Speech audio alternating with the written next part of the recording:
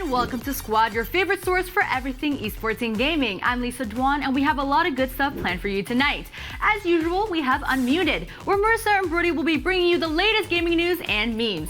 Later on in Esports in 30, caster Achieves will be calling in to break down Week 3 of the RLCS. That's Rocket League, by the way. But first, we gotta kick it off with Ranked. These are our picks for the top stealth games to keep you hidden from the outdoors. We're getting towards the end of April, which means that winter is over and the sun is starting to shine. But honestly, who actually wants to go outside? You could get a sunburn. Better not risk it. So in honor of those of us who spend our lives in the dark, here's a few stealth games that'll keep you in the cool shadows well into the summer. Let's start with Mark of the Ninja. This fantastic 2D stealth platformer gives you an arsenal of deadly ninja tools with which to either bamboozle or eliminate your enemies as you sneak your way through its gorgeously rendered levels. Everything about Mark of the Ninja is just so darn clean, simple, and oh so satisfying. Developer Clay masterfully uses a few clever visual cues to ensure that you know exactly when enemies can see and hear you at all times, making you feel like a true ninja even in the tensest situations. Admittedly, it is quite short and only about 6 to 8 hours to complete the campaign, but by pulling back on length and complexity, Mark of the Ninja is able to deliver a super fun, super streamlined experience that is a stealth masterclass.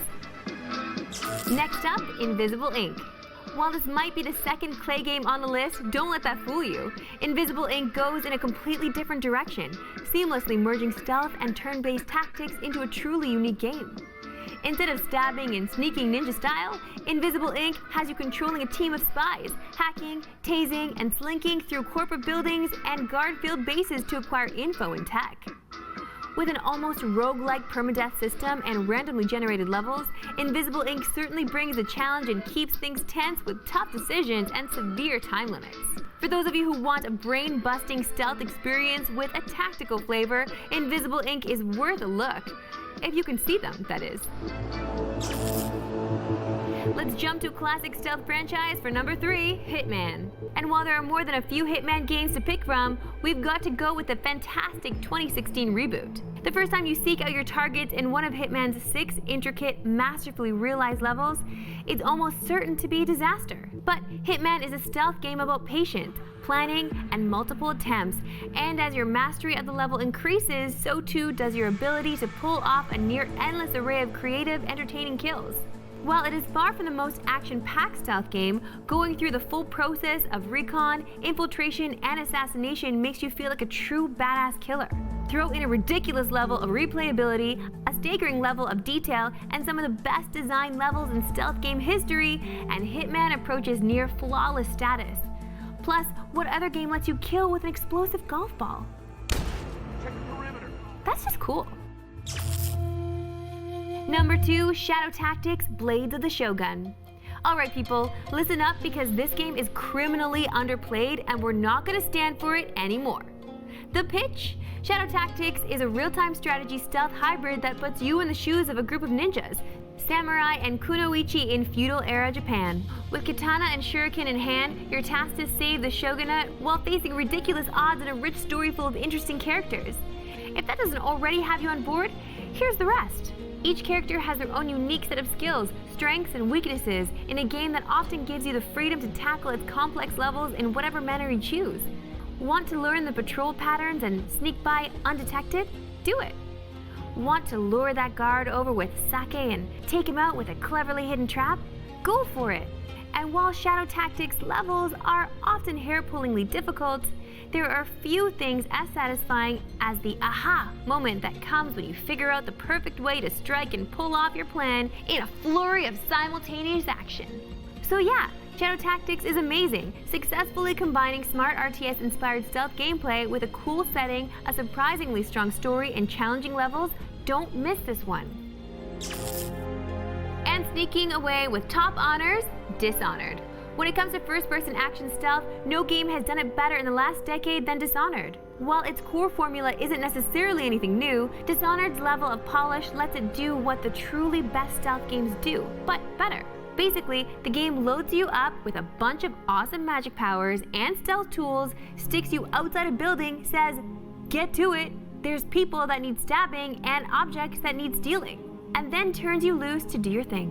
And that is amazing. With that level of freedom, players are able to approach each level how they want, tinkering and customizing their experience to suit them. But perhaps what sets Dishonored apart the most is that unlike many other stealth games, the action element is just as good as the stealth.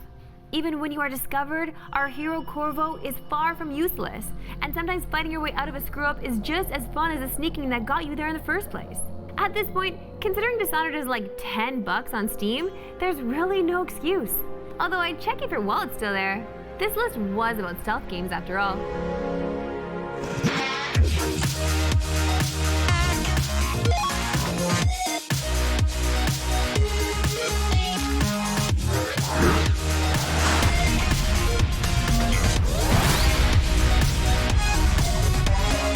Welcome to Unmuted, where we got you esports and gaming, hot topics, hot tweets, the spiciest memes. I'm Marissa Roberto. You are indeed, and I'm Brody Moore. Let me explain to you how this show works. We're going to put 2 minutes on the clock for each item we're presenting, and then we're going to discuss. That's true. However, there's a shut up button right here in which one of us can press once if we feel the other is being stupid. Shout out to chat because we like it when you call us out when we're wrong and agree with us when we're spitting truth. So let's get to the discussion. Okay, Brody, you ready, baby? Yeah, let's get into it. Okay, I'm ready let's to use go. this. Yeah, I know. Okay, listen. We're going to start our stories with the game that we all know and love, Apex Legends. Respawn Entertainment CEO Vincent Pella said on Wednesday that the developer is sticking with its seasonal update plan for its popular Battle Royale. The plan is that a new Battle Pass will be released every 3 months, as Pella does not want to overwork the team working on the game. Oh, I think that's shots fired at Epic a little bit. Players have decided to update the update plan, saying that it's a major reason the game has slowly been losing popularity, so they're not really into it. So, Brody, what do you think of this plan, and Yes. should Respawn change it? So I read a few articles on this. It comes perfectly. did Yeah, I some read. research. Surprise, surprise. It comes perfectly after the finding about Epic's crunch time. Yeah. And what was cool is apparently the success of this game actually took Respawn by surprise. They actually didn't realize it was going to be this popular. Seeing as, the last two Titanfalls had a niche group, but like it didn't explode. So this took them by surprise. And then they also found out with more people playing that there were a lot more bugs than they realized were actually in the game. Yes. So their focus is to fix those and make the experience good for everyone. Because they say if it's not good for even one person, that means it's not good for everyone. That's true. So their goal is to make this just a good, smooth experience for everyone, and then roll out content without having to overwork any of their employees, which I think is respectable. To me, I think it's great. I don't think it's losing too much popularity. Of course, it's going to even out. Any game will explode and drop back down again. If anybody if anybody's calling out that this game is dying, you're wrong. Okay, well, a lot of people have been calling that out, they're especially people wrong. that love Fortnite. Okay, They I'm call gonna it mute you out. guys. Okay. Can you not take your anger out on chat right now and the people that actually don't like playing Apex? wrong. Just calm your actual tits, bud. Listen, I do appreciate what Respawn is doing. I love these guys. They're a studio based in Vancouver. Really great people that work there. I did a studio tour a little while ago as well. They're incredible. They're really hardworking. And yes, I'm sure they fall victim to some crunch sometimes too. But I love that they kind of put out there like Zampella kind of shots fired at Epic. I think that yes, people have fallen off from it, and I think that they were surprised by the success because of the fact that this is a new marketing tool that they use to just pay a bunch of influencers to play their game, and then all of a sudden, oh my God, everybody's playing this game. Of course they were surprised. They had never done this before. Well, it was also that they had diverted their resources from doing Titanfall 3 to make this more of as like a push to promote Titanfall 3 when it eventually comes out. So now they're probably pumped that Titanfall 3 is probably going to have a big following once it comes out. Well, that's just There's a lot going on. speculation. Either That's way, just hearsay and speculation. it's all good. Okay. Moving on, in Overwatch, Blizzard has revealed that the Overwatch World Cup will be returning for another year. It's going to be held at BlizzCon like past events, but this year there will be a new preliminary stage that will allow for more countries to compete in the tournament. Unless they're a top 10 team, however, Blizzard won't pay for travel expenses. National committee members will be chosen in May, and the players will be picked in July.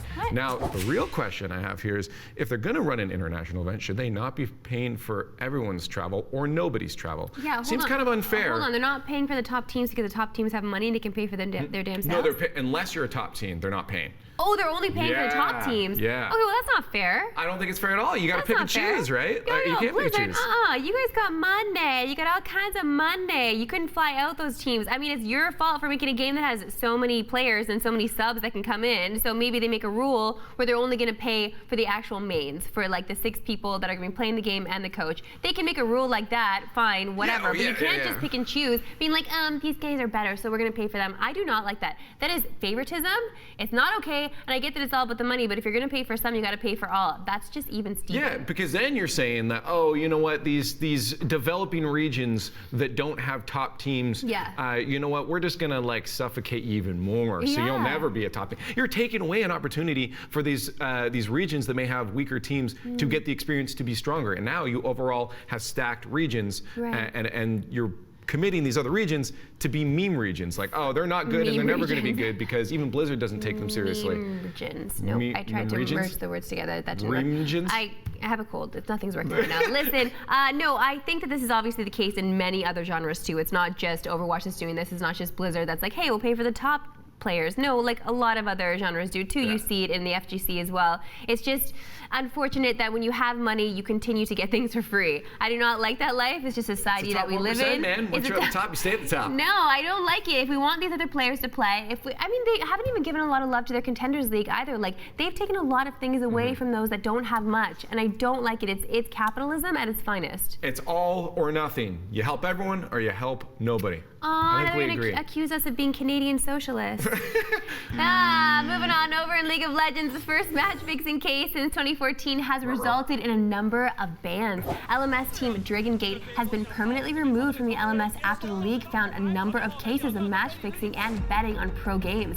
The team's owner has been permanently banned, the jungler has been suspended for 18 months, and the coach and manager for 12 months. Dragon Gate is apparently planning on suing Riot over the suspensions. Brody, do you think the punishment fits the crime? So my face was this leading up to it, like, okay, yeah, everyone's getting banned. And then the fact they want to sue them, I went to, where's the logic in that? Well, it's like when you're back. You screwed up. What? No, when you're back into the corner, it's like, what do? You start throwing fists, right? You start like trying to get back at them. Those are weak punches, but like you catch my drift. What are they trying to sue them for? Is it like defamation? Is it like lost wages? Like what is like? For sure, yeah, definitely both of those things, right? Because they're tainting their brand, they're tainting their name, and if it's not true, then obviously that's gonna hurt big time. But why do they not do the logistics here? Do they not find out that it is real life? Like this is what they did? This is other people's careers on the line that you're messing with if you're doing fixing, right? Like betting is fine. Like if you're an adult and you want to gamble with your money, then you go ahead and do that. But you can't do it if you have any kind of influence on a thing, right? Like, I would never end up betting on Rocket League because of an influence I have. Other esports that I'm not in, fine, that's no problem. Let's find out if that's true or not. Let's start sleuthing. Let's find out if Brody has other accounts that we don't know about, because this is what happens. This is what happens. Like when people know how to use and abuse the internet for their greater good, for their greed, some people will do it. So, I mean, I love that there has been an investigation into this and they have found out that this is happening, because then other people can look at and see like, okay, you know what, maybe we shouldn't be this evil. Maybe we shouldn't do any match fixing. Maybe we shouldn't try to get money this way. They did learn their lesson. They're trying to fight back. No, but other teams that are doing this secretly of course, will say to be like, okay, never mind, never mind. So do you think there's a lot of this going on? Of course. Oh my God, definitely. Out, like just that region, the LMS? I'm not just calling out that region. This happens everywhere all the time. You saw it in CSGO. You saw it in CSGO years ago. A long time ago. Yes, of course. And those people got in trouble. And some of them have been let back into the league. So, I mean, there is some give and take here. It's like, do you risk it because you want to, sit on a nice throne for your biscuit? I mean, these people have been doing it for a minute. Obviously, they know what they're doing, although they got caught this time. So shame on you. The punishment does fit the crime, even though I asked you that. You didn't really answer the question, but whatever. Whatever, we have to move on, so I still can't answer it. Lastly, the next champion for League of Legends has been leaked. How, you ask? Well, YouTuber Nasty accidentally released a new video on his channel promoting a champion called Yuumi. While the video was taken down, the thumbnail lives on. This isn't the first time, though, a league partner has leaked a new champion. Akali's rework was leaked last year by a YouTuber thumbnail as well. Now, do you think these leakers should be punished even if it was an accident? Because you don't think it's, look at this sly little look. An accident, yo. You want views, you want people watching you, you want subs, you want likes, you want people hitting that bell to know when you get a new video up for notifications. Yo, you're gonna leak that stuff because it makes you on the tip of people's And tongue, think about right? this, too. Think about this. If it was just a regular release, do you think we'd be talking about this as much right now? Nah. And now we're spreading it to other people that may not have known? Yeah. Now everyone knows. Right? We know your game. We see you. We know what's up. It's fine. I mean, if Brody had the opportunity to leak something, I'm sure he would too. What? No, You I would, like to get I more like followers, I'm not gonna like, 100. yo, straight up, Yeah. I'm actually so good with not leaking things because in all reality, the next day I'm told something, I've forgotten about it. I just straight up forget that it's something important that I know. Yeah, it helps when you're dumb. Like, Wow, it helps when you're an thanks. idiot. No, that's just true. It helps when you're an idiot. I'm just very trustable and you can, yeah, you can tell me everything. You do have one of those trustworthy faces. I because wouldn't of say your, the like, face is what does it. It's because of your like low cheekbones and like no chin. My no chin? Yeah, Yeah, thanks for that's making, where you- what is this today? No, you're leaving me, so I get to make fun of you all I want. This is just how this okay. works. Usually you guys have been doing it, we've derailed hard now, but usually you guys have been doing it when I'm gone, when I can't fight back. I know, this is why I want to do it in your face. But now you're saying See- true things and I can't fight back. Rip, because it hurts. It hurts so good. Listen, we gotta move on from this. I just feel like they definitely did this on purpose. Yeah. This is 100, like 100 in on purpose. That's it. That's all I got. Okay, well then move us on. Now it's time to see what streamers are up to in Clip It. Sometimes the internet will remind you of the dark past that you choose to forget. And streamer Michaela, well, that's exactly what happened. I showed in the video. So you are hardcore stalking somehow. 4 subscribers? Shut the hell up. Hello, ESPORTS player here. First video, I'm going to play my very own favorite piece, the violin. Even though it's not sport, well, I think it sort of is, but you can comment on that. Here's my favorite song.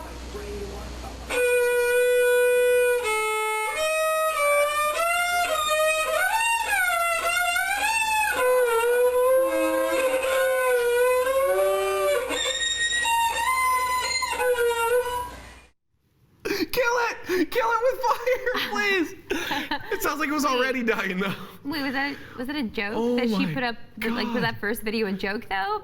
Like, she didn't actually think she was good at violin, right? I've seen people first starting off think that that's good. They hear it, know it, because they don't know what actually is good, right? I think it's the Bader-Meinhof curve where you think your confidence level is way above your actual skill level. Yeah, No, it's like me playing ukulele. I get it. That's fun. You know what's really fun actually is to go back to, unless they're that bad, go back to some of your old videos. Weirdly enough, that's exactly what I was doing last night. Oh, you were? Yeah, I ended up just going through some of my old videos and be like, are there any actually good ones? Not really, but like it's still fun to see how you've grown over the years. Oh, for sure. You haven't really done much YouTube though. Yeah, I have. I put up a video of me failing, Is it still trying there? an ollie. Yeah. Oh yeah, we've seen that one. Yeah, it's still up there. But my biggest disappointment is that I never actually achieved it. So it's just one long video of fail. Like at the end, there was no achievement. That was it. It was just me failing. The achievement was our happiness. Your happiness. So thank is my you very failure. much for that. Oh my gosh, you're welcome. I also have another, I have plenty of cringe clips just from hosting. Bring them in. things. Bring them in. No, We'll like, put them in crowd control one time. No, All right, next clip time is from EXBC Uso, who is teaching us a life lesson. Never put your body where it doesn't belong. It will never turn out well. Oh, nice content. Nice content. Oh, Hustle is stuck. Hustle is broken. What? What? Real? Real stuck? Oh my god. Okay, wait a minute. Stop it. Don't do anything, okay? It said like if you don't nothing, then it will open for sure. Open! It will open this moment. Just a moment. We wait. Okay. Nice. I'm sorry, I didn't know you could be locked. It's just a prank, bro. Are you serious? I would lose my freaking mind. How? I Okay, would you know what? Actually, freak how did the she F turn out. around in there? That is a big locker. Yeah, maybe it's wider in there than we think. Yeah, there's like, Actually, it's you know, tinier. it's like a Pokeball. When you go inside, it's actually like, there's like a luxury bed, a fireplace and everything. Like a genie lamp. Yeah, it's like she just went to Narnia and came back. And came back. No, seriously, that is one of my biggest nightmares. Being Just locked in a locker? No, not just being like in a confined space like that, and just claustrophobia. yeah. But I feel like that could happen to anybody, right? Like you get inside your mind a little bit, and you just realize that, oh my God, it's dark in here. Oh my God, it's a tiny The key space. thing Oh my God, is who to did not this to me? panic. I know, don't panic, but then you start thinking about the fact that you can't panic, and then you start freaking yourself out And because then you you can't panic. panic. But it's like it's a bad cyclical thing cycle. of anxiety. My God, okay, we gotta move on before I have a panic attack Yeah, right just stay out of now. lockers, okay? It's time to see what the pros have been sharing on social media with profound thoughts. The first post comes from friend of the show, Smitecaster F. As this is the kind of inkling you do not want to mess with. He says, with a single load of laundry, I have destroyed my entire wardrobe. The pen is truly mightier. Yeah, I saw that. I saw that earlier. Yeah. The best comment I saw was someone saying, how do you know that it's mightier? Have you even tried putting a sword in there? Oh my God, people are so annoying. That was genius. That is so stupid. That was You like Yo, that one, didn't you? You're the worst. I'm not gonna. Listen, I'm not gonna lie.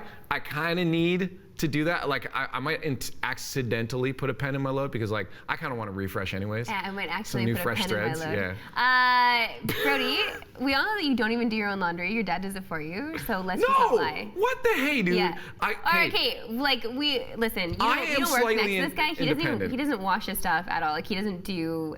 I'm certain you do not wash your clothes. Like 100. What? It's going Brody, on tell the here. truth. Tell I the shower truth. with my clothes on. No, can you? He doesn't even know how to do This laundry. is just an attack on my character. I'm suing you for defamation. Anyways, next up, United GM Clerky just moved out of Mom's basement, but Mom isn't a mom without sending a little guilt his way. He tweets, "I moved out yesterday and my mom sent me this. It's so sad. Oh my gosh." The caption reads, "Ollie is waiting for you to get up and take a shower." She sends at 3 p.m. At 3 p.m. she sends that. Well, yeah, I mean, like, it's the gamer life, dude. Like, you usually. I can't. Come on, if you didn't have to get up if like no one said you have to get up, you'd be getting up at 3 p.m. I don't know. I have guilt though. Like I have serious guilt. I did this when I was heavy into Skyrim because I just played a lot and I took the week off work and I just didn't do anything but play. And then I would sleep in and wake up that late. I had so much guilt about it. Oh, I have no guilt. No remorse whatsoever. You also have getting your up at laundry 3. detergent. Our last profound thought comes from caster extraordinaire Rich Campbell. There has been a trend on Twitter, well, the last few days actually, where you list your 5 jobs. Well, here's Rich's consider it list. The 5 jobs he has. Your mom's sugar baby. Okay, but straight up, Richard, yo, my mom would eat you alive, B. Yo. She would eat you alive, B. You can't even handle what Tina's bringing to the table. Based off of his tweet, he definitely has a comeback to get you on what you just said there too. What? You definitely threw yourself under the bus on that one. No. Yo, he got everyone on that one, though. Like she would destroy him. That would be like 10 jobs for him. No, it's not working. Yeah, I was gonna do that, but then I realized with the success of my streaming, that doesn't count as a real job.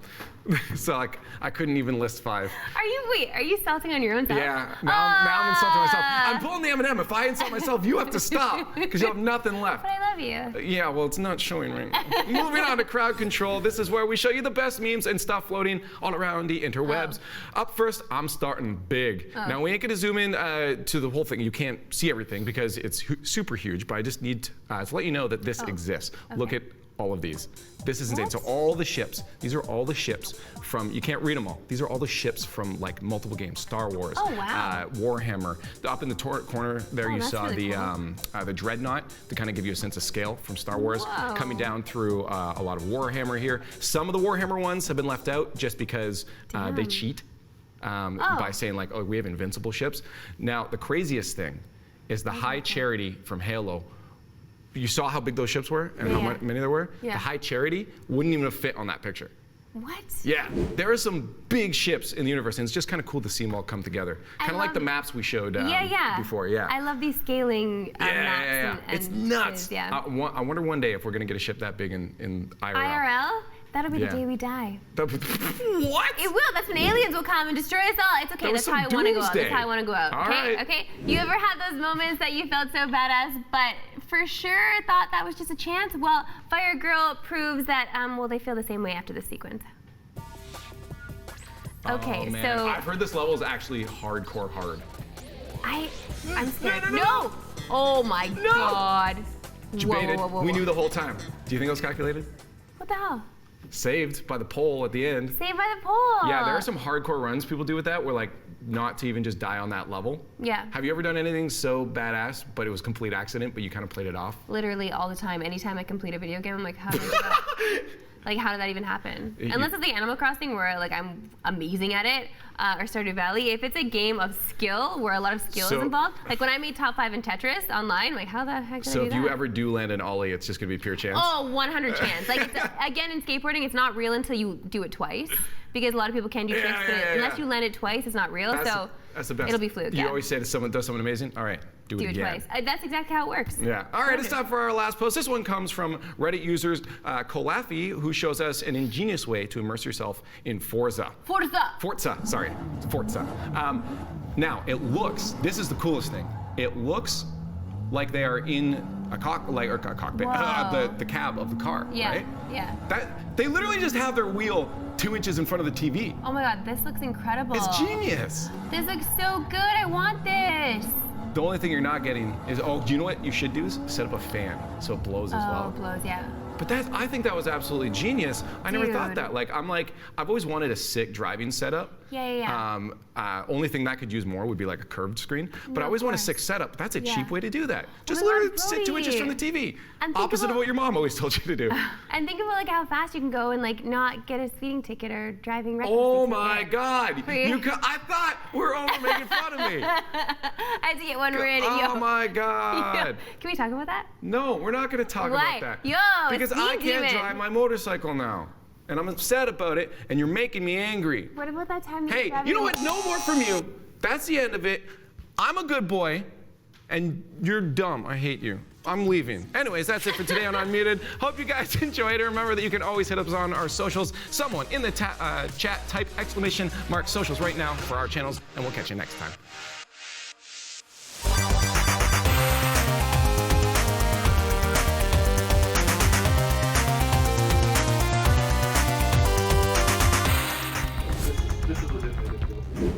Oh my God. It's difficult in the sense that it's got no mercy. That's one of the things that. Oh God, hold on. I thought I. Also, these hitboxes are actually whack. Oh my gosh, you're so lucky. Oh my God. What the hell? That never happened before. Oh my God, the menu keeps changing. That never happened before.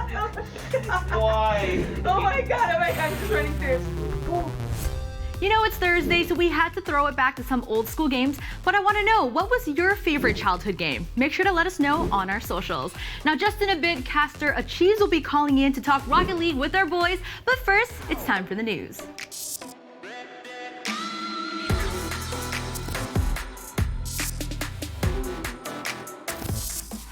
The hottest movie of the decade began airing today in theaters across North America. I'm talking about Avengers Endgame, of course. And just like when Avengers Infinity War premiered last year, Fortnite has a brand new game mode to help celebrate it. The Fortnite Endgame event pits a team composed of Thanos and his soldiers versus the Avengers as they race to find and collect Infinity Stones.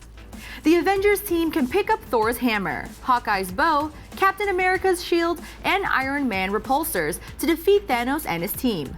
On the other hand, when someone becomes Thanos, they gain a bunch of superpowers based on the Infinity Stones that let them crush anyone that stands in their way. This event is a limited time mode, meaning it will be gone by May 5th. So if you're one of the many people who were unable to get a ticket to see Endgame in its first week, you can keep busy by trying out this new game mode. In a surprising announcement, Blizzard announced a brand new feature that is available to play on the Overwatch PTR right now. Called Overwatch Workshop, it's a special tool that lets players create their own game modes and prototype heroes for custom games through scripting. Overwatch director Jeff Kaplan said that the tool is an adapted version of the same scripting features that developers use to create the game. The workshop comes with a handful of sample game modes that let players get the feel for how it works, as well as an inspector that detects bugs and errors in the script. However, it is not a map editor, and the tools are designed to be used by anyone. Let's hope that people actually use it to make some cool game modes and not as a chance to make inappropriate content. This isn't Super Smash Bros. Ultimate, for crying out loud. It's a great day to be Nintendo. Its newest financial report revealed that the Nintendo Switch has sold over 34 million units worldwide. This means that the Switch has now sold more than the Nintendo 64, which sold 32 million units in its lifespan. That wasn't the hardest marker to cross, admittedly, but still, congratulations. Nintendo also revealed that Super Smash Bros. Ultimate has sold nearly 14 million copies worldwide, making it the third best-selling Switch game of all time. And with the new Animal Crossing, Luigi's Mansion, and Pokemon coming out this year, sales for Switch games and the console aren't going to slow down anytime soon.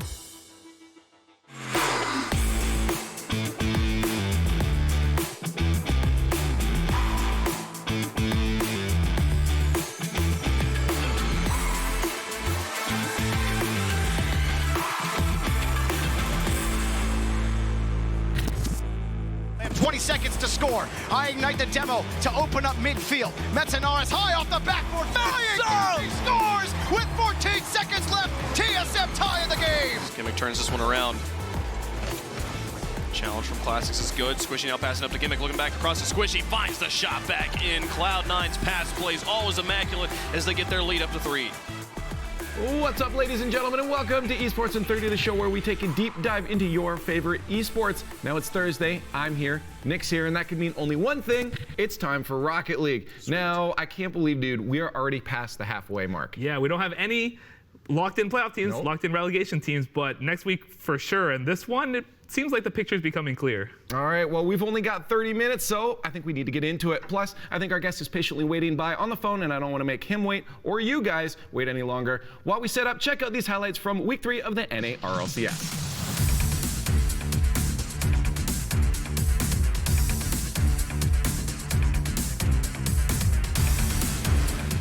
See if anything can come of this. AXB down to the NRG corner. Shot coming in. Garrett couldn't make the save. Have to jump off the wall to get the shot. Fireburner going for a double tap. And he hits the double tap. Fireburner. Chance for Karma. And again off the crossbar. At blocking the clear. Kronovi going for the bump. Paving the way for AJ. Gimmick turns this one around. Challenge from Classics is good. Squishy now passing up to Gimmick, looking back across to Squishy, finds the shot back in. Keeps the power on it too, so it's back to midfield. It's Gimmick. Oh no, you're kidding. What just, are you kidding? No. Corrupted drops this one down, dripping, now having to rotate back. Gimmick gets it up above him, and Classics and Nell get bumped by Gimmick. Squishy will send in the goal, a perfect play. Cloud9's got the lead. Rizzo now through the air, finds the double tapping in, the nail in the coffin. Just make sure to get away from your teammate there. Pass to the top, Chicago will finish it. J-Naps with the command right next to the back wall. 8 minutes and 11 seconds of overtime, quite a lengthy one. Still Rogue starting to swing things their way. AJ under this ball gets a touch out to the right. Corbin can't do it. AJ making a miss off the side, and Rogue tie the game. AJ gets his flip back, goes and hits it with the underside of his car. AJ's able to hop back and make a save, just wastes more time. Cloud9 score again, time expires, and in 4 games, NRG, the whole Big Three remain undefeated. You said it, Jarby. The Big Three were unstoppable again in Week 3, and rightfully they lead the pack with clean records. Then a long ways behind is the rest of the field: Space Station Gaming, Rogue, Splice, Evil Geniuses, and finally Ghost. Now, while Nick and I could go it alone today, we just don't want to. I'm super lazy. So I figured we could call up the master of gunners himself. It's Michael Achieves Williams. What's up, buddy? I'm doing well, man. How are you? Good, and you? Not so bad. Nailed it. Perfect. Well, let's just jump in, of course. We saw there's a big gap, of course, between the top and the bottom end. But even so, in the top 3 right now between, NRG, C9, and G2, with G2 kind of trailing at the end. Do you think it's a big 3, or is it more of like kind of a terrible 2 situation? I said it at the start. I think NRG's going 7-0. I think they're top 1, and then everyone else is kind of below them. But G2 currently, the best part, they don't have the game differential, but they are still 4-0. I mean, they're only behind 3 games because both Cloud9 and NRG, are both at 12-2. So the only real difference is game differential between them. They've got Splice this week and NRG, so obviously I don't think they take down NRG. But in weeks 5, they might be able to take down Cloud9. Maybe they go 6-1 and take a top 2 spot. But I'm feeling pretty good about G2's chances making top 4. You on board with that? Yeah, it seems pretty fair to me.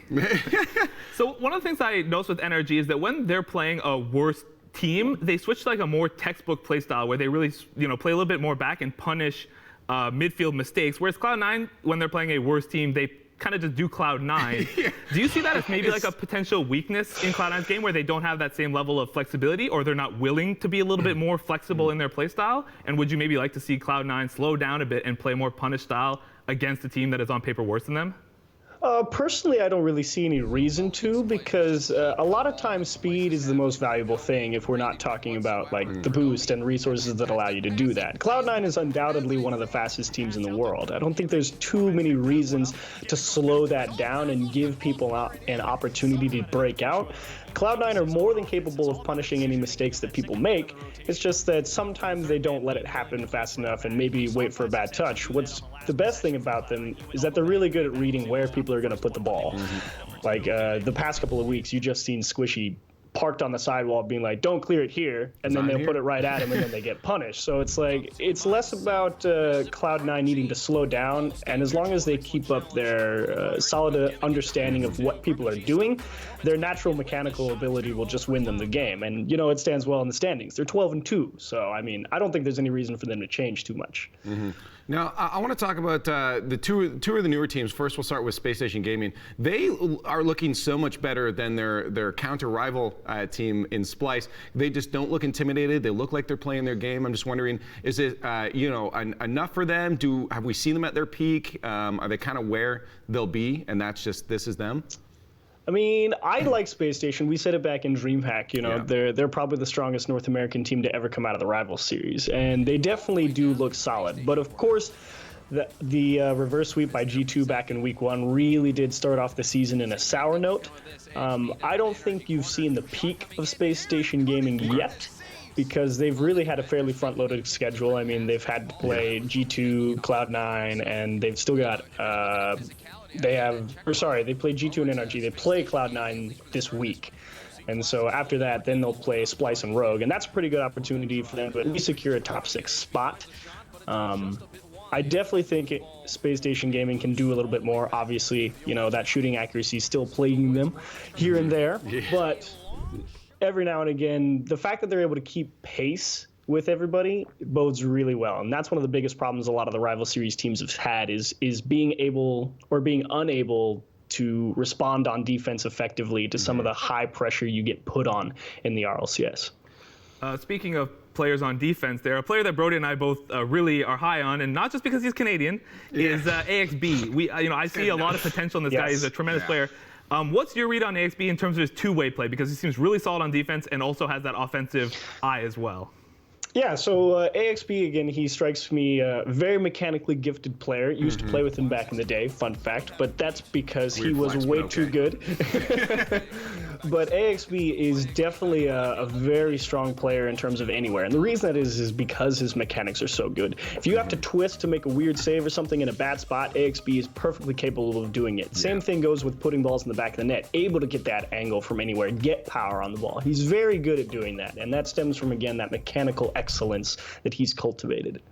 Now, before we talk about Splice, we got to talk about someone that we've known for a very long time, the Mountain himself, Kronovi. Obviously, moving over to Rogue now.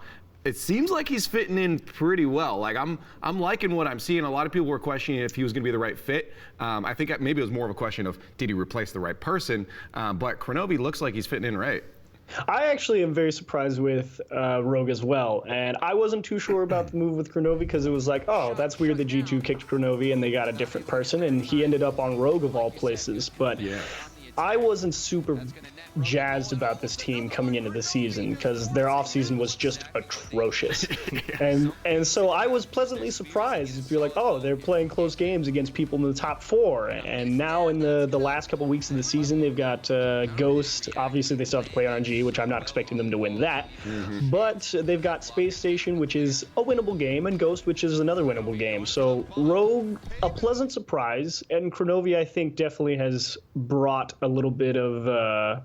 what's the word I want? Leadership? Leadership is a good word, but it's like there's a dynamic that he's brought, and it's like, okay, guys, we need to make sure we shore up the bigger issues we have before we even think about winning games. And the fact that they accomplished that in the short weeks before league play started after DreamHack is quite impressive. So we do need to move on to Splice here, because they have kind of looked broken since that initial really bad loss to NRG. They had a moment where they could have scored a goal early on game 1, and it just has not been there ever since. Accuracy, like we mentioned with SSG, possibly a huge issue for these guys. However, Brody thinks that this team's potential is a lot higher than what we've been seeing them out of them in league play. I do think so. Agree, disagree? Well, first, I want to hear Brody's opinion. Why do you think that? I've seen what these guys can do. I've seen, back in the day, we've seen Nose Dude pop off, carrying NRG when he was subbing at one point. We've seen some of the crazy plays Karma can make on offense. I've seen them work together. I've seen them make incredible passing plays. And I'm just, sometimes it feels like there's half there, and then they just fall apart. Like one thing breaks, and they lose all of that. But so I think the potential's there. There's a composure issue. So I will agree that yes, they are a very strong team with teamwork, and there is some potential there. The problem is the execution is very lacking over on Splice. I said it back at DreamHack. I went on a whole tirade about it. It's like, look, Splice, you looked fantastic in the rival series. You dominated your opponents. You got the passing plays. You were like, we have some of the best team chemistry out there. Here's the problem. Everybody in RLCS is just as good as that as you guys, and they do it better. Because everyone's seen a pass play 1,000 times in the RLCS. They can have all the chemistry in the world. At that point, it comes down to execution. And Splice doesn't have the best execution I've ever seen. And that's why they struggle so much. And thinking about who they still play, G2. I don't think they win that. Chicago's too good in the midfield. Oh, I didn't say I think they're going to win it. Well, it's like even against a team like Space Station, their other team coming out of the rival series. I think Space Station is more than capable of putting way too much pressure on Splice, just considering how they've played in this season. I don't see Splice being able to really avoid relegation again. Now, we're almost out of time for North America, but I guess quick thought. Do you think Ghost is going to have a chance? Well, they play Space Station, Rogue, and Evil Geniuses. I think their best chance might come from Rogue. I don't know. Okay. Ghost have had a not a good go of things, to say the least. And, there was a bunch of stuff on Reddit about what people thought, and I'm not sure which parts of it are correct, but there is definitely issues in the midfield and being able to support your teammates in that area of it. And that's one of the most important things in Rocket League. Whenever you have the ball, everybody needs to be on the same page on offense. If nobody's on the same page in offense, then you have people trying to accomplish different tasks, and nobody's going to be in the right spot. And that has led Ghost to a very strong 0-4, 3-12 game record. So one of the questions I saw posted on Reddit actually was that Seabass is sitting on the bench for Ghost, and given the problems that the team has had potentially around Aleutian and his kind of awkward defensive touches in some cases, that kind of opened up the bigger question for me is, are subs underutilized in RLCS as it stands right now? Because you've got Jacob on Splice, Epic John on EG, Seabass on Ghost, and should these guys maybe get a little bit more playtime if the team is struggling as badly as, say, Ghost and Splice are? Well, let's think about that, because there's Jacob on Splice, sure, and Jacob we haven't really seen too much of in the competitive scene for a while now. So maybe if Jacob is really putting in the time off camera, you could maybe make an argument for him to replace somebody. Who it would be, though, I'm not sure.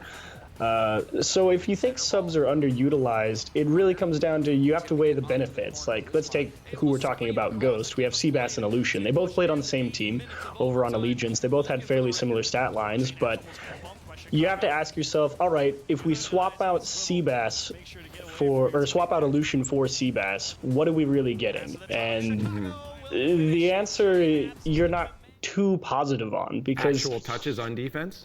Well, yeah, Seabass can make a few of those, but it's not like Aleutian has been making the worst touches in the world. Yes, they're not good, but is your offensive output equal with Seabass? And right now, the offensive output isn't good. So do you want to take a chance? Maybe, but the chemistry is far more important to teams than I think the perceived value of what you would get out of a player just on a snapshot picture. I mean, Seabass might bring more defensive stability, maybe, but also maybe not. And why take that risk when you need to focus on just winning the last few games of the season to try and avoid that 7-8 slot? I guess if you're this deep in, you may as well just go for it, right? But anyways, Cheese, that pretty much well covers North America, but there's a whole other region that, of course, I guess we got to give some love to. So we're going to dive into the European RLCS just as soon as you fuel up with these highlights.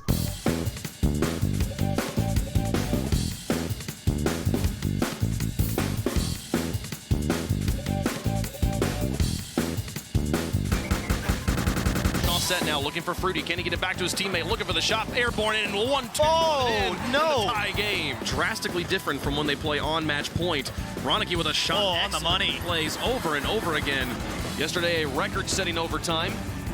8 minutes and 11 seconds. Yeah. Well, that one won't be that long. Oh my goodness, Fairy Peak ends it in style. Look at this mid-air redirect deflection, whatever you want to call it. Look at that. Oh my goodness. Getting beat here by iignite, another challenge win from iignite, and a 50-50 there, but Alpha staying in the play. Big stop from him. Team like TSM seems a little bit more teamwork orientated, so I'm curious how this matchup will play out. And Evo coming in with a ceiling shot. That's the challenge. iignite off the backboard to Metza. Metza towards net. Alpha. And Alpha just hitting the brake. To the side, iignite in the air. Double tap chance. The and freestyle. We just saw a lot of solo plays, but Yukio has been a reactive player. And Yukio. Look at this. He telegraphs the pass into the middle, but ends up going for the shot. The patience. Did you see him stutter a little bit? It's almost like he's waiting for the perfect time. Again, well defended by Scrub Killer. K-Dop downfield. He wins the challenge in midfield, and he takes it himself. K-Dop scores. Metzenaris back to iignite. Shot on. Scrub Killer rolls it out.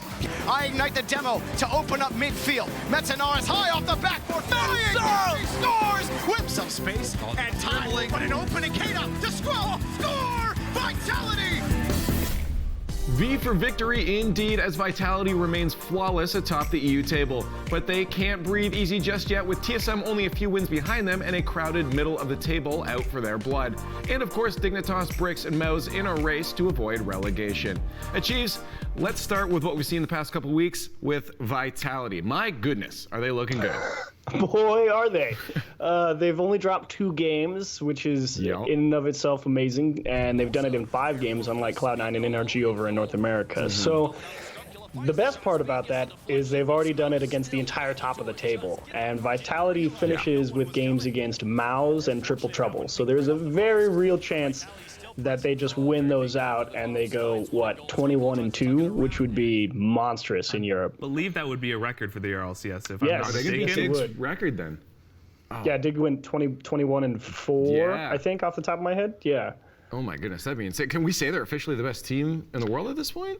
You got to see them at land first against everybody else before you say that, because I think probably the cleanest win through everything we saw was Gale Force back in Season 5 at the finals. So they kind of swept the table in that regard, and probably I would still give it to them for now.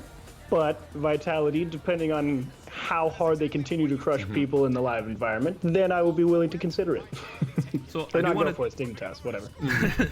I want to quickly touch on PSG because they had they had an up and down week. They got 1 win, but then they also got reverse swept by Triple Trouble, making them officially the most reverse swept team in RLCS history. So.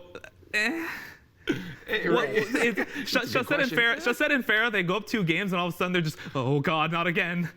I mean, we've said it before during the offseason, PSG is that team that I want to do well so bad because they're 3 people who absolutely deserve it. They're 3 of the greatest people I know.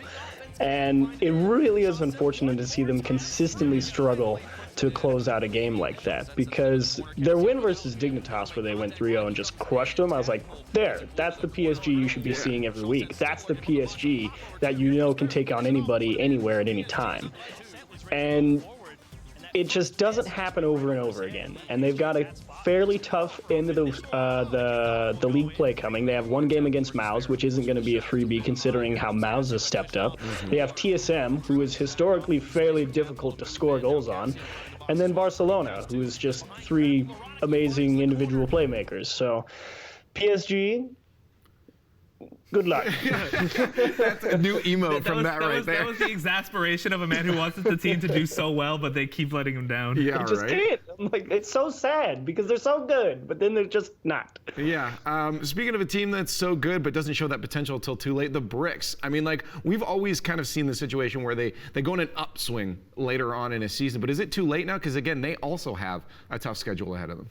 Yeah, I definitely think they got the short end of the stick here. Dignitas had a bad start, but they picked it up last week, and depending how Week 4 goes versus Triple Trouble, that Week 5 looks real tough, because the Bricks have Week 5 versus TSM and Dignitas. So 2 teams that are going to be a rough go for them as well, and Speed's really going to have to figure out a way to get some goals in the back of the board. And their game versus Barcelona this week, again, a fairly tough matchup. So the Bricks, what are they at right now? 1-3? Yep. Very real chance they go 1-6 and end up in relegation. Gosh, I don't see them getting relegated. Can you imagine Cooks here getting relegated? He won't get relegated. It's Cooks in your mind. He won't. No, I can't imagine it, but I would unfortunately believe it. So one of the things that you mentioned before that I quickly want to go back on is you mentioned FCB is, when you were listening to the other teams, you're saying, this is a great team. TSM is always strong. FCB, 3 great individual players. And it seemed from the games this week and maybe last week as well, that might be an issue with them where they're playing more as individuals. They're going for a lot of air dribbles, a lot of double touches, and less passes. Is that maybe a tonic that could help SCB kind of get out of this awkward position they put themselves in towards the back end of the season? Oh, it's kind of interesting because, again, I consider Barcelona and Cloud9 to be 2 fairly similar teams in how they approach the game. I think it's a good approach as long as you can execute on it. Again, I think if Cloud9's operating 100%, they're the best team in the world. Nobody's going to beat them. The problem is you can't do it every time. And Barcelona, I think they do it almost as well, because remember they played at DreamHack and Barcelona stomped Cloud9. And so can Barcelona do it all the time? I don't think so, because they've already struggled a little bit versus other teams like Vitality, who just shut it down because they can do it even better, because they have 3 great people who are great at doing individual effort plays as well. So Barcelona, do I think they need to change? I don't think so, just because that's the dynamic of the team. Like I said against Cloud9, you don't want to just take a complete departure from how you approach the game just to try and force a win. There's natural tendencies that every player has in how they approach the game. That's Barcelona's way. It either works or it doesn't, and you can only analyze it in the moment. You just got to feed Devo whatever he ate last week again. Like that. Then he flopped up. Nuts. He went nuts. But we'd have to talk Dig, of course, finally getting their first win. I'm wondering if you think this is enough of a confidence boost for Yukio to get in the game. He's had some issues with the crossbar before. Or do you think it laid on him, or was it just the whole team that was kind of like, what's going on?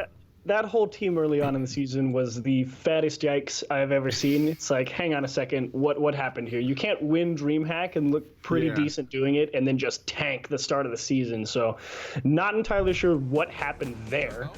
But they did manage to bounce back a clean 3-0 win versus Mouse. They only allowed 1 goal the entire series, so Dignitas, that's like, okay, good, you figured it out, but now you need to come back here and rinse and repeat, and you need to do the exact same thing for Triple Trouble, because you need all the game differential help you can get, because the best they can do is what? They can go 4-3 if they manage to win out. Yeah, they'd have to go 4-3 because they have to beat Triple Trouble, then they have to beat the Bricks, and then they have to beat TSM. And I think Triple Trouble is probably the easiest matchup out of those. Well, you just mentioned them. We can move on to that team. Triple Trouble, still rough around the edges, but it seems to me like they never give up on a game or they never give up on a series. Playoff team, yes, no? No. Oh, okay. Simple answer. No. They just have a terrible end of the season. They play Vitality, who's stomped everybody. They play Dignitas, who apparently has woken up, and that's definitely not going to be an easy game. And then they play Barcelona, who's just going to try and smother them into their own half. It's 3 very tough games to close out the season. And Triple Trouble, yes, you never give up, but I'm just not sure they have it in them to beat those 3 teams. To be fair, we have seen teams make the playoffs at 2 wins before, like Mal's last season did it at 2 wins. Triple Trouble's already got 2 wins, but you really are not confident that this is enough. Oh, it's just because I feel Dignitas is good enough, or at least what they showed last week versus Maus can pull them out of that 7-8 spot despite the game differential. And that, again, is probably going to be the biggest deciding factor about who makes 7-8 in Europe, is that game differential. I feel if Dignitas plays well versus Triple Trouble, they give themselves a good chance in week number 5. Maus as well, they're not too far behind Triple Trouble. They're 6-10 compared to Triple Trouble's 7-10. So really anywhere 4 through 7 is pretty close in terms of game differential and could really shift a lot in between weeks 4 and 5. All right, Achieves, too much focus on players. Who cares about them anyway? It's time to put the focus on you. We got some fan questions in our last few minutes here that we did get off the socials to throw your way. So if you're ready, let's jump into it. First off, we got to go to actually our homeboy Lafui. He was on Reddit and he asked, what have been the biggest surprises that countered the research that you had to do as a caster on how teams have been performing? It definitely has to be Mouse and Rogue. Touched on it a little bit already. Those two teams, awful off seasons, and I was expecting, you know, at best 1-6 out of them. Of course, it could still end up that way, but they've looked much better doing it than I gave them credit for. So I think Mouse and Rogue were two extremely pleasant surprises, and also I must say Vitality. I didn't think they were just going to walk out here and stomp the field. I mean, they looked good at DreamHack, and I was like, okay, that's a team in top 4 contention. And now they're just crushing everybody. So I think those are the big three that really have surprised me. Greg had made me a believer in Vitality, and they've been paying off. PXL Buzzard on Reddit asks, "What is the biggest challenge working on RLCS versus previous casting jobs?" You know, if I had to say, the biggest challenge is probably having to get up early in the morning and then listening to James freestyle rap every morning, and then it's just like, you know, James, now's not the time, but I'm glad you did that. That's brilliant. I love the color. See, I thought that was going my way, like having to work with Leaf. That would. No, I like you too much, Brody. Brody gets a lot of flack on this show, so he's just always prepared for it. Yeah, I'm ready now. On that topic, Jorby jumped into the questions too. Another of one of our co-casters. He asked, "Who is the better rapper, you or James Bot?" Yes, I just bashed James Bot about his freestyle raps every morning, but I must say, he's a creative dude, and I think in terms of originality, it definitely has to go to James Bot. In terms of pure technical ability, I will say myself, and I will call him a draw. Now, finally, this last one isn't a question, but Adam Hippo on Reddit just wants to say that he matched with you in standard play last night, and you signed his profile, and it just made his night. You're the man, he said. So well, you're welcome, Adam. It was a pleasure. I actually remember that game, so very well done, because that was just 2 days ago, and thankfully my mind goes back that far. But it was a good game, man. Thank you. All right, Love's in the chat. Look at GG's. I like it. Anyways, with that, we got to let you go, man, but I'll be seeing you soon, and thanks for calling into the show. Thank you so much. Have a good time, guys. Appreciate it.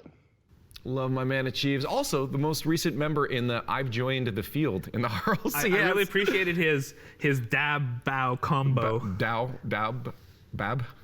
Let's go with Bab. It was beautiful. Anyways, Nick, we got about like a minute or two left, and I know that you've had a couple issues with some of the items the players have been using recently, so you have the floor. So first of all, you get these amazing esports skins, and then you're not going to wear them, really.